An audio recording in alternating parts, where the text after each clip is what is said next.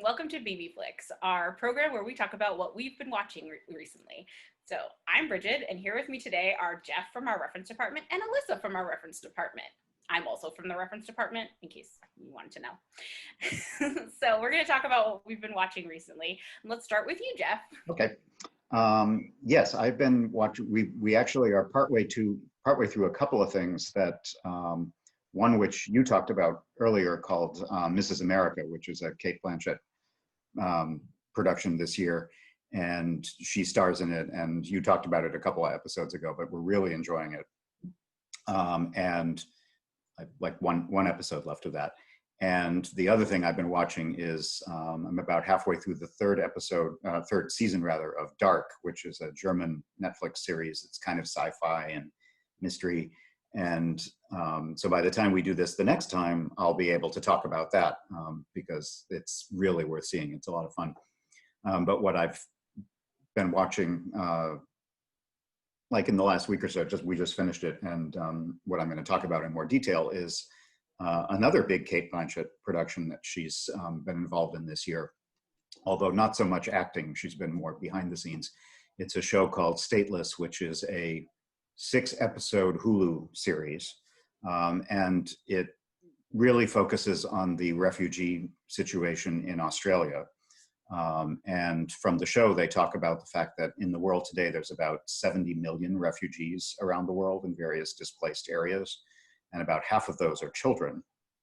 So this show, because it's produced in Australia and filmed in Australia, it focuses on the issue there.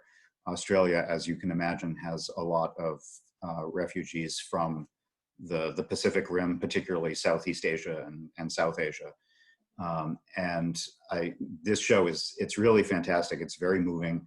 And the characters in particular, which you know, both from watching TV and reading, character is really important to me. So I tend to prefer things where the characters are really well drawn and you really feel some empathy for what they're going through. And I thought they did a very good job with the ones in this series. There's a whole lot of characters, but it focuses on 4 whose lives intersect in this refugee camp in Australia.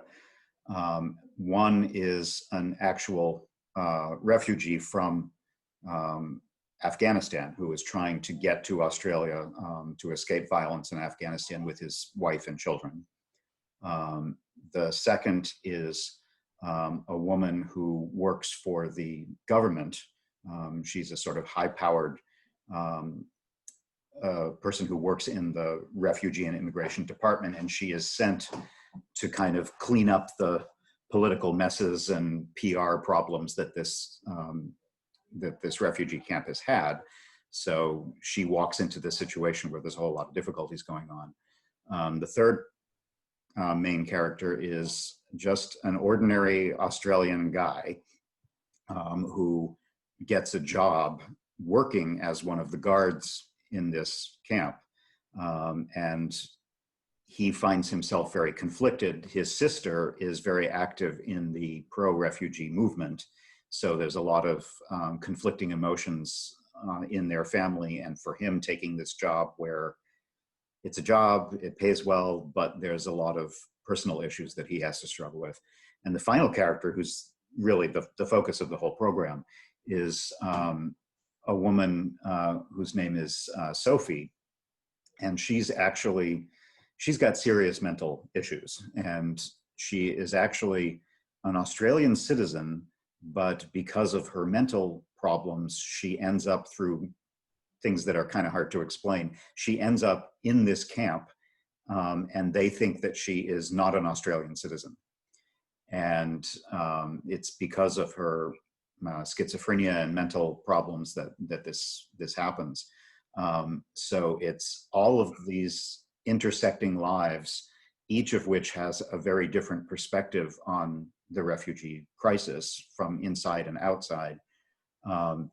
The interesting thing about the woman who ends up there incorrectly is that she's actually she's based on a real life person from about 10 or 15 years ago, who was actually not, this is a very fictionalized version of her experience, but It was a big deal in Australia at the time, where this woman who was actually I believe she was a German citizen, but actually a permanent resident in Australia.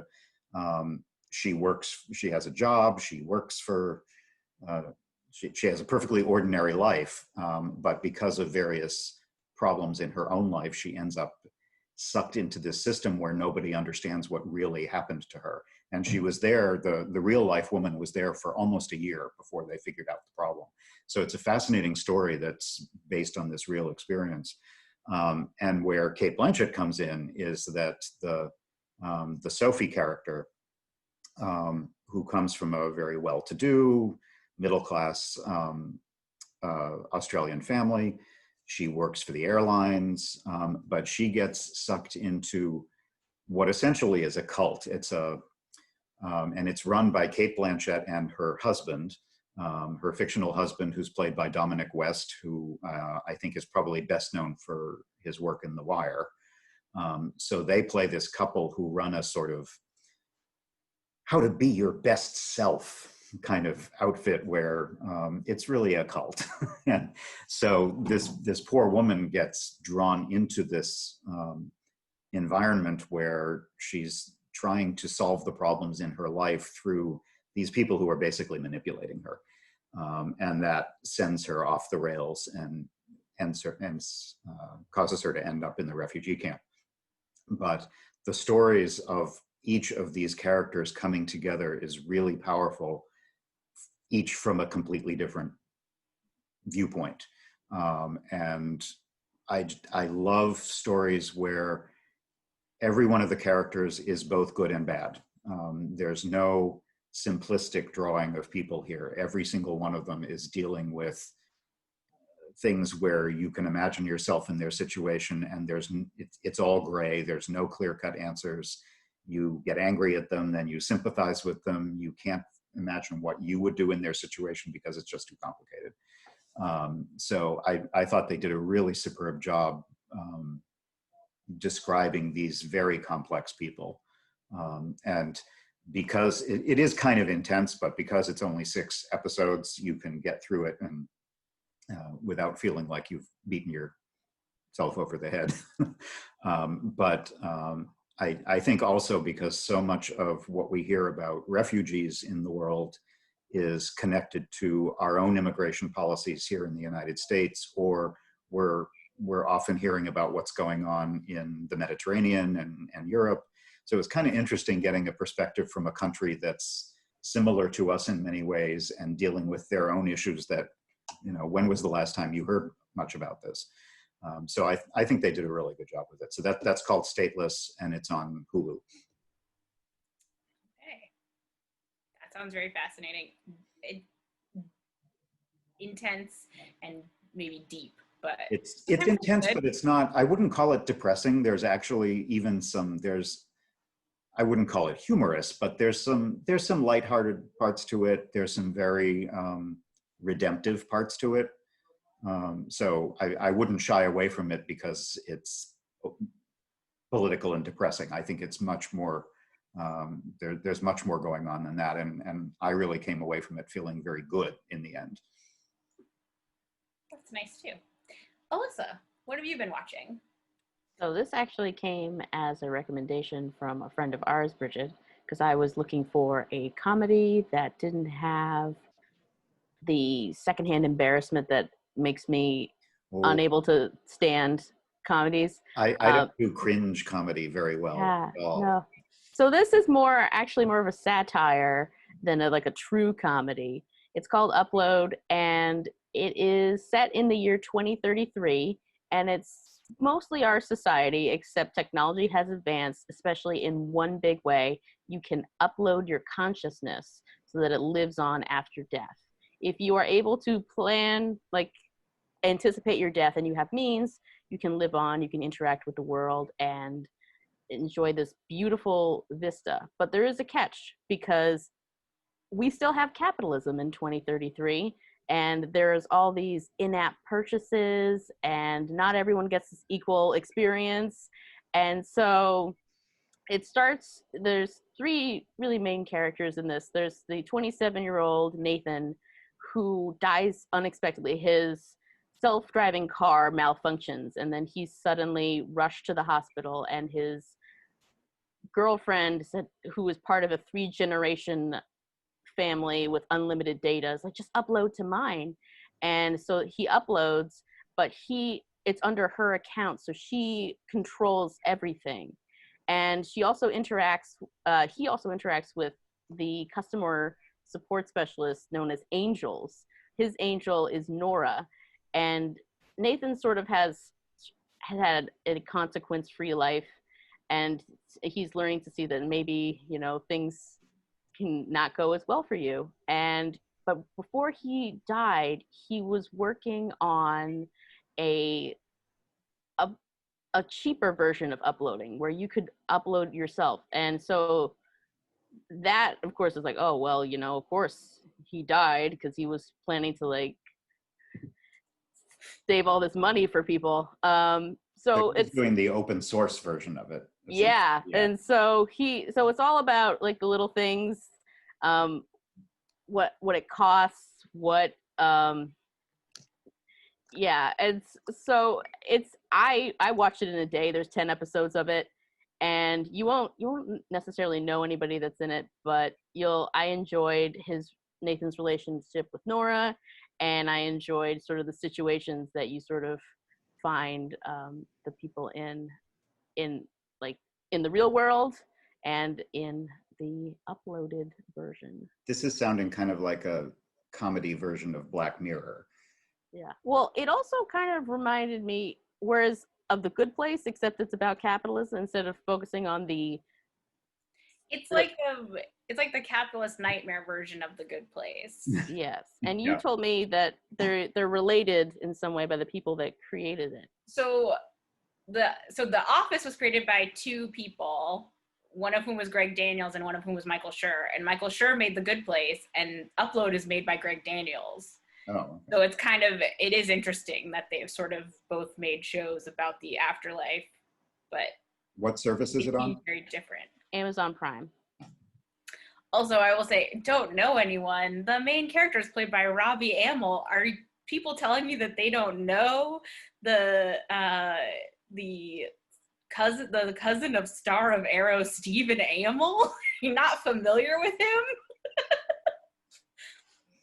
I'm gonna see that didn't work. You guys don't know who that is. Sorry. They keep trying to make him happen. He doesn't really happen. Maybe this will be the maybe thing. This will happen in this. That sounds it, but again, another interesting one. Funny. Is it a half an hour long? Half an hour, yes. And is it just is the story like? Do you think there'll be additional seasons, or is it kind of wrapped up? I think so. It ended on a bit of a cliffhanger. Okay. All right. Oh, speaking of actors you should know, I forgot to mention that the lead in the one that I mentioned, talked about, is actually, you would probably recognize her as one of the main actresses in the TV version of The Handmaid's Tale. She plays the wife of the commander. This is a very different role for her. But I kept, as I was watching the show, I was like, where have I seen her before? And finally figured it out. All right. Well, now it's my turn. And I watched something. You guys watch like things about they're like serious topics, even if they're done in a fun way. And I just watched pure silliness. That's what I'm in pure silliness. So the main thing that I want to talk about is I actually want to talk about Harley Quinn, the animated show that is on HBO Max. If you aren't familiar with Harley Quinn, the character, she is from the world of Batman, and she is the Joker's girlfriend. Unlike most characters in Batman, she was not created in a comic book. She actually was created by Batman, the animated series in the 90s, which if you're my age is probably the Batman show you watched, like the first Batman thing you would watch. She was actually created there was so popular that she got put into the comics and live action movies, which I'm also going to talk about, and now is sort of back in animated form. So it's like a weird full circle for this character. This is definitely an animated show for adults. There is lots of mature content. So it's violent, they swear, there's sexual content. This is not for kids, but it's really fun. The premise is basically that Harley and the Joker break up, and then it is about Harley Quinn like attempting to be her own person and stand on her own. And in doing that, she gets her own crew, which is made up of other sort of minor villains from the Batman world. And also she hangs out with her best friend, who is Poison Ivy, who is a lady who controls plants, if you are familiar with Batman. So, so Harley and her crew, they go and they do heists and that kind of stuff. It's just fun adventures in that, like, crime, not crime fighting, but rather crime doing. They're doing crime. And it's really funny. It's filled with great voice performances. Most of the people who play all of the other characters are pretty well-known comedians. I would say that one of the standout characters for me, I personally think he's very funny, is Alan Tudyk as I love him. Yeah, he plays the Joker. Oh, and he okay. also plays kind of a B-list Batman villain named Clayface, who is a famous actor who is disfigured in an accident and is now a giant like pile of dirt, pile of clay. So he can transform himself to look like anything. And the kind of joke is that he's kind of a hacky actor. So I was gonna say.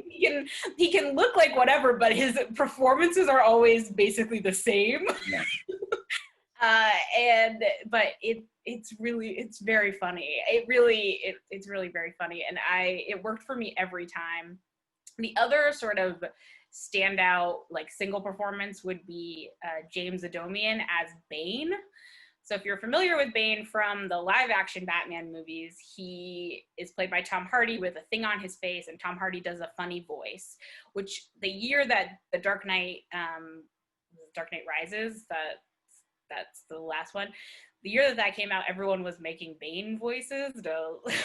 So, and James Adomian actually did this on a comedy podcast called Comedy Bang Bang, where he would come on and be Bane in like mundane situations. And it would be like, Bane can't go to the grocery store. Like, these would be the things that he would do. And that's essentially the character in the animated show as well. It's hilarious. It's just a really funny, like, idea of like a giant, like luchador wrestler man, but instead he like can't get the respect to sit in a chair that fits him, and is instead sitting in a folding chair that like bends under his weight. Like that, it's just nobody respects Bane because he is dumb. But that's basically what it is. I think it's just really funny. It's on HBO Max. There's 2 seasons of it. They're half-hour episodes. You'll go through them really quickly if you enjoy this. I think it's great.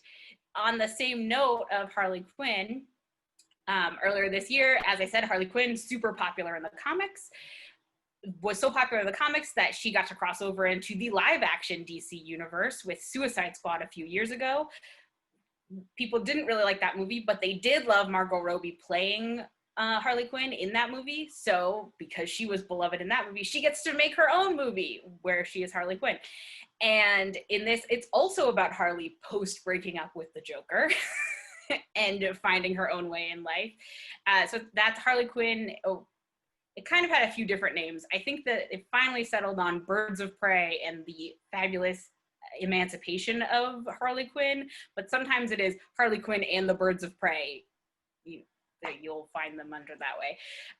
So that basically deals with, she's broken up with the Joker. She's back in Gotham City. She is making friends, and then she eventually makes friends with 3 crime-fighting women, the Birds of Prey, which are also characters in the comics. And using this, liberates herself from men and the Joker and blows up a lot of things as we go along. It is a lot. That movie is also a lot of fun. And I would say it's a Batman movie without any Batman in it. Like, Batman does not appear in Birds of Prey at all. So there's no Batman, but you get kind of a crime fighting vigilante style. It's also, it's just a fun time. I saw it 3 times in theaters. And I've seen it multiple times since it's come out on digital. It's also on DVD. We own it at the library. So if you missed it in theaters in February and you didn't want to rent it for money, you can get yourself on the list at BB Library for the physical DVD copy, and you will have a good time. Again, it is for adults. It is rated R, violent, and sexual language and crude language, vulgar, however you do the ratings. But yeah, well worth it. You will enjoy your 2 hours. I think it's also coming out on HBO Max relatively soon. It probably will be on HBO Max pretty soon. But if you can't wait or you don't want to get HBO Max because it's confusing, I actually really like HBO Max. I thought I would hate it, and it's annoying because I can't get it on my television because I have a Roku and they are not on Roku. So now I have no HBO on television. I have to watch it on my computer. I have a problem with a whole list of things that I would like to see, but they're on services I don't currently have. And so you have to decide whether you're going to sign up just long enough to watch that thing and then cancel, but then you'll do what they want, which is you'll forget to cancel. And then you'll say, never mind, I'll just keep it. And so. Yeah, so I enjoy, I have HBO Max because I have HBO through cable, but I always watch it on my television. I always watch it on television through my Roku app for HBO Go, but they got rid of that, but there's no HBO Max app. So I have to go watch things on my computer now, which I've been enjoying watching. I don't mind for Harley Quinn, it's a half an hour long, that's nice, but for a movie, it's I like to watch them on my big television that I have. Why do I have a big television if I can't watch it on? This is sounding kind of like the Upload series that Alyssa was talking about, where, yeah, I can just imagine myself uploading myself to the wrong service, and then I wouldn't have access to myself, and it wouldn't be on my device. And I will also say, even though Upload is a satire and very heady, in a lot of ways it's very lowbrow. For instance, you're in heaven, but you still have to have basic needs, because if you don't blink or you're not hungry, you'll lose your mind, as it turns out. So they added some basic needs, including having to go to the bathroom, but you don't miss when you go to the bathroom if you're a guy. So that's played with, and all of these various forms of what is perfection, and stupid jokes, and it's that's also things they did on The Good Place with why is the afterlife the way it is, and on The Good Place. So that's kind of interesting because I think it's different perspectives, but I have to check it out. Well, I don't have Amazon and I'm not going to get it. Sorry, Amazon. All right. So that's all I have. Yeah, that's all I have too. Just, super powered lady vigilantes punching people. That's what I like. I highly recommend it. All right. So thank you for joining us, and we will be back soon to talk about more stuff we've been watching, I guess, right? Okay. Bye, everyone. Bye.